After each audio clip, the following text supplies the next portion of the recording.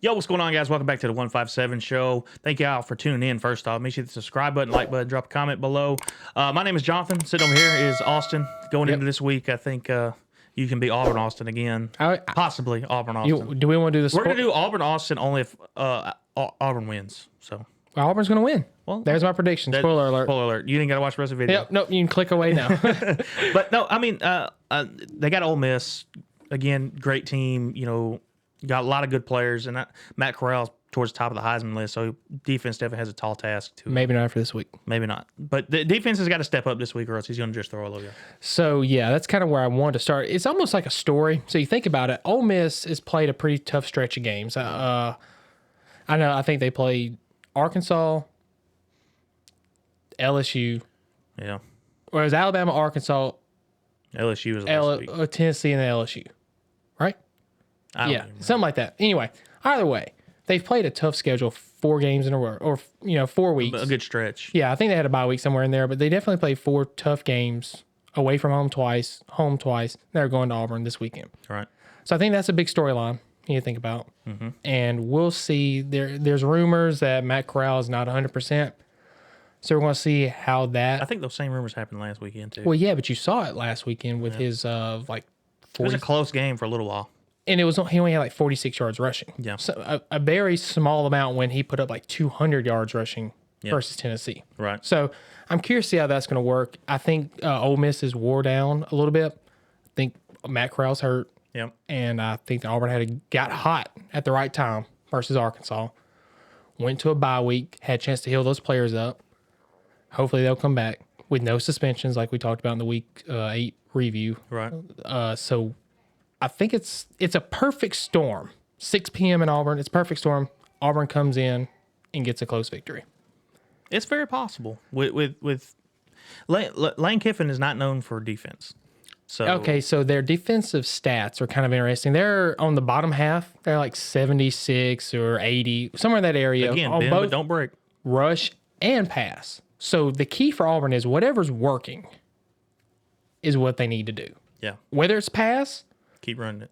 No, keep passing. Yeah, keep passing. If it's a run there. I see what you did there. Yeah. I'm with you. But for the viewers, if they're passing and it's working, pass the ball. Right. If they're running the ball and it's working, run the ball. Right. But I think, and we talked about this previously with Auburn, the problem is teams are able to stack the box. They're just saying, we're gonna focus on the run. We're going to make Bo Nix pass the ball. But they're getting hot at the right time. Bo Nix is looking good. LSU at Arkansas. I think it's a perfect storm. I think Auburn goes in, gets that win, and they can either run the ball like they want to open up the pass game, or they can just pass the ball. If the receivers are catching and Bo Nix is on point, they can do whatever they want to do. Right. And it's critical on Bo Nix though to be able to do, he's got to do one or the other better this time. He's got to throw the ball better or he's got to run the ball effectively. I don't think he's going to be able to do both, to be quite honest with you. This is my spoiler alert. Yeah, no. I don't think he's going to be able to do both. He's either going to focus on running the ball this week or he's going to focus on passing the ball. Now, when you say he's running the ball, are you talking about the team as a whole or Bo Nix? Well, Bo Nix making the plays. Okay. Don't hurt your team. Don't scramble for 50 yards backwards. Like we said, live to play another down. Right, exactly. Live to play another down, but he can't hurt his team running backwards trying to escape from someone. You know what I mean? Yeah. We talked about in the last video, week 8. Week 8 preview. Yes. Review. See, there it is. I messed up. I butchered every time. Butchered. Ole Miss has the best 4th down conversion.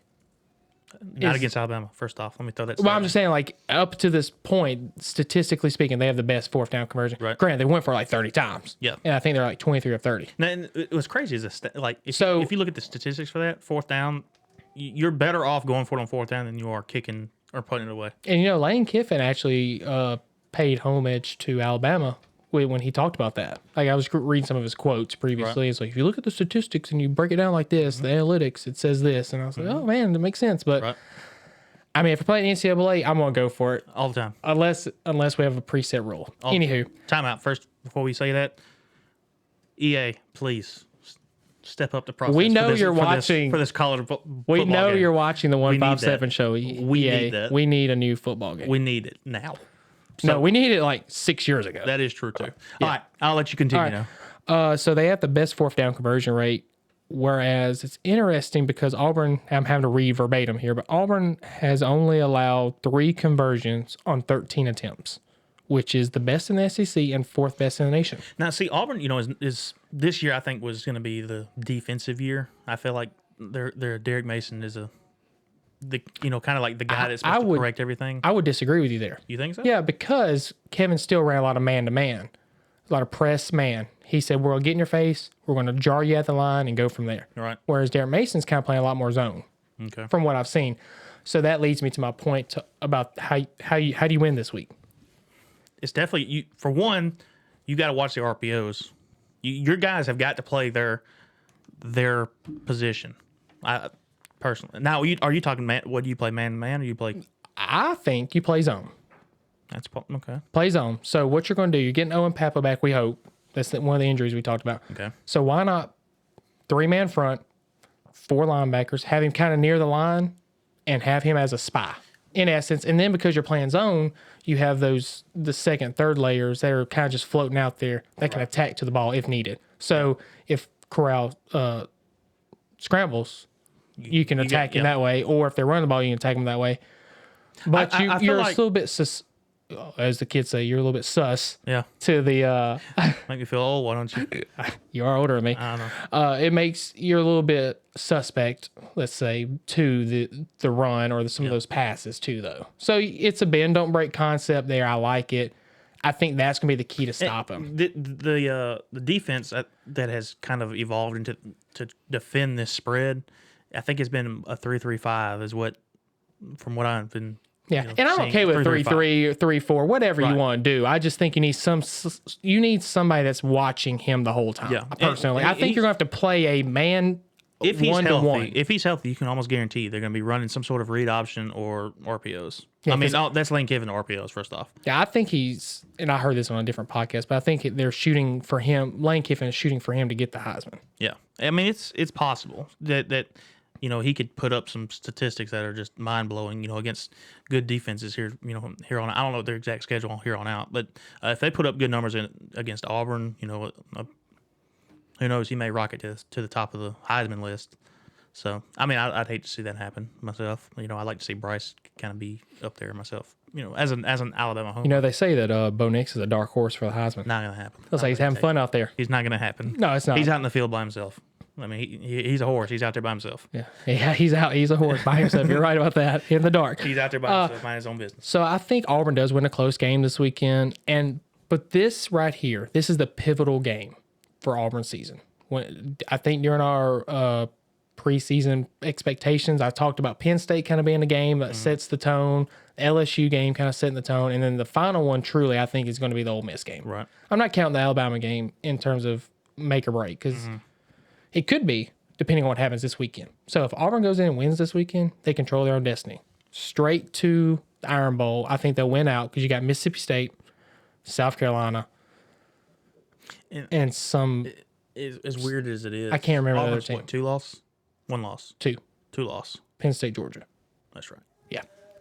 Okay, never mind. I was going to say it wouldn't surprise me if Auburn beat Alabama, and it is an odd year. And then Jordan Hare. I know, and then somehow or another, we have some weird tiebreakers happen and all between Alabama, Texas A&M, and Auburn, and all. Just no, because what's going to happen, and this is the best case scenario. Auburn goes in, wins this weekend, controls their own destiny to the West, and the Iron Bowl, in my opinion, is going to be an SEC West championship game. Yeah. It's going to be the playoff for the SEC championship. Texas A&M's going to get 2 losses, Mississippi State and Arkansas. No, they beat Arkansas. Yeah, but I think if Auburn can beat Ole Miss this weekend, I think Ole Miss is a better team than Texas A&M. Yeah. I think A&M got hot versus Alabama and it worked out in their favor. But I think overall, they've been on a tear too. That's what I'm saying. I think that Ole Miss is a better team. Yeah. If they can beat Ole Miss, they'll go into Kyle Field the next week with some momentum, even hotter, and they'll control their own destiny to the Iron Bowl. And then whatever happens there, it is what it is. But I think this is the pivotal game for Auburn this week.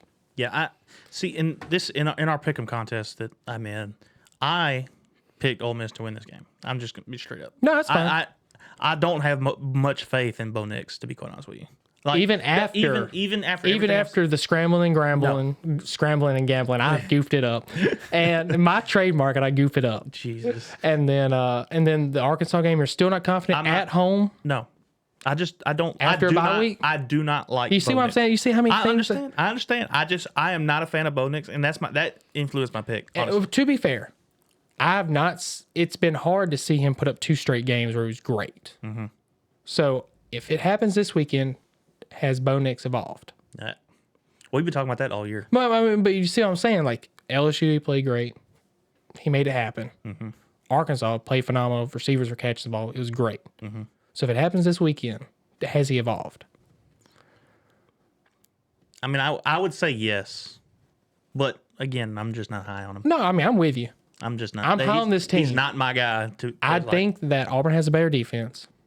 Look, And it's at home. If Stidham was playing, I would probably pick Auburn. Don't ask me why. Senior Stidham or junior Stidham? Whichever one played a couple years ago. No. What I'm saying is the year. Yeah, junior year. Yeah. I was like, wait a minute, he's got a son. I mean, he may. I don't know. No, he's a college quarterback. There's a chance. Junior season. Yeah. The better season, I would have picked him. I'm with you. Senior year, he was. I think Auburn has a better defense. I think they're at home. They got the bye week. It's just everything's lining up for Auburn to win this game. Right. It's going to be close. Score prediction 28-24.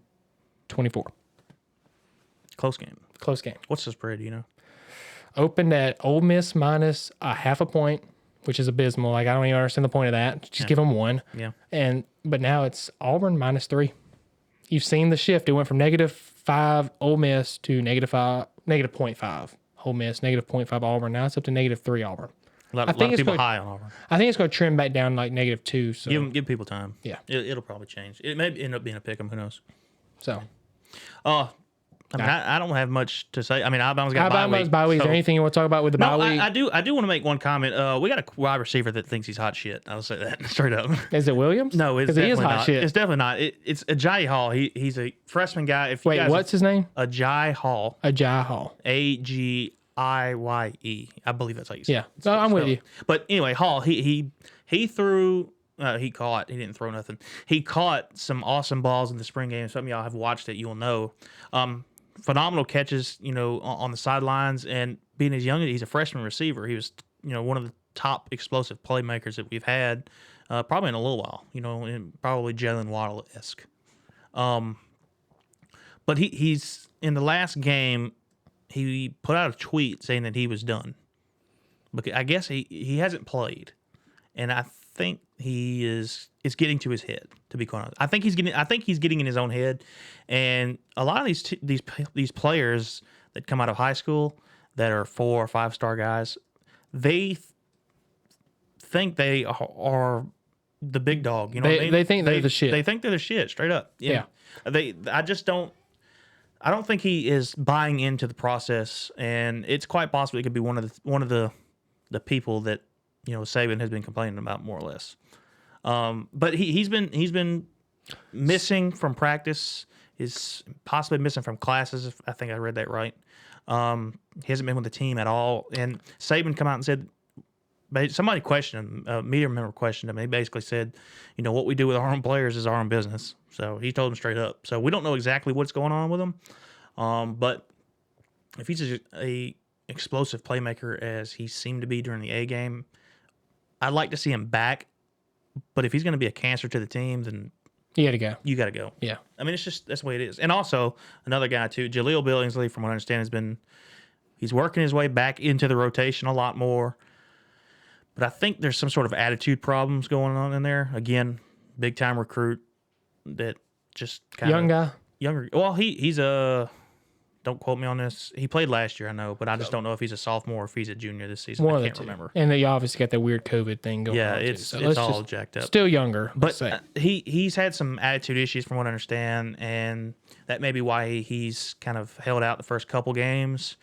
And I don't know if that's return, or what. So he spent a lot of time near Saban on the sidelines during the games. So I don't know if that's like it. Is that good or bad? I don't know if he's trying to coach him, like personally on a personal level or what. But to me, like, some of these guys got to get their stuff together. I mean, Alabama doesn't need you necessarily that bad. I mean, there's another 4 or 5 star guy right behind you. That's just, I mean, that's the way it is. That's my rant for No, the bye week. that's your bye week That's rant. my There's bye week nothing wrong. rant. I mean, I hope these guys can get back on the same page, on the same train. I hope a lot of our team can buy into these younger guys. Alabama is the 4th youngest team in the nation, I believe it is. So I think we lack. I did not know that. I Yes. knew they. I know we've talked about which the is preseason. which is phenomenal for what they're doing. They lost one game, and I mean, even then they was in the game. It's not like they were blown out for the whole. I mean, I think they lack leadership. To be honest with you, we have a couple guys that are trying to step up, but they're not. I mean, they're not top dog or nothing like that. We lost a lot this last couple of seasons, and I don't think we have that leadership. One of the guys on defense that's stepping up, he's a sophomore, and he's he's trying to do what he can. You know what I mean? So I don't know. I'm hoping we can get a little bit more vocal in the locker room and try and put some guys in their place. Rough some guys up. Rough some guys up. Let them know what's up. Let them know where they are. So you're taking Ole Miss. I'm taking Auburn. I'm taking Ole Miss. I don't even want to throw a prediction out there. No, you're good. I just think it's gonna be a lower scoring game than what people are anticipating. I want to say I'm going to just throw something out. I'm going to say like 31-20, Ole Miss. You know, something like that. Yeah. Okay. So- I'm with you. But I mean, you got anything else to say on Auburn? Alabama's got a bye week again, so I mean, it's not like much to say on that. But I mean, that's all we got, guys. Thank y'all for tuning into this episode for the preview, week 9 preview. See, I got to get it out. So Week 9 preview. week 9 preview. You're good. Yeah, I won't mess it up again next week. Don't worry. Hey, that's what y'all subscribe for. Yep. Make sure you watch all that. Thanks y'all for tuning in, man. Make sure you hit the subscribe button, the like button. Drop a comment below. Let us know what you think Auburn's going to do. Any comments about, Or if you know about this Alabama this situation. Alabama situation, let us If you're an know. insider and you have Nick If you are Saban's an number, insider, hit us up. yes. If you have Saban's number, drop it in the comments. No, don't let do everyone, that. Let everyone No, call don't him do and that. tell Just him send it to a private message on us. We'll figure something out. But thank y'all for tuning in, man. I hope to see you guys next time in the next video. Till then, roll tide. And War Eagle.